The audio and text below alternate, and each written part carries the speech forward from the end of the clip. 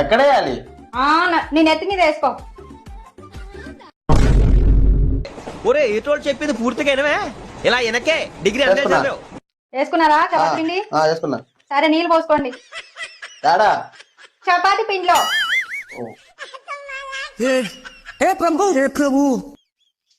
వేసుకున్నా. కలుపుకోండి మంచిగా, అంతా పిండి అంతా కలిసేటట్టు కలుపుకోండి. కలుపుకున్నా. సరిపోయిందా? లూజ్ ఉందా మంచిగా? పర్వాలేదా?